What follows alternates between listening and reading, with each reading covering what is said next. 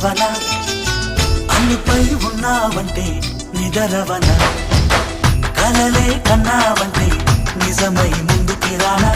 కలతై ఉన్నావంటే కథనవన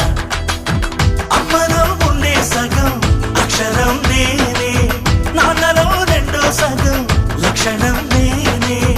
అమ్మ తోడు నాన్న తోడు అన్ని నీకు అన్నే చూడు చెల్లిపోని బంధం నేనమ్మా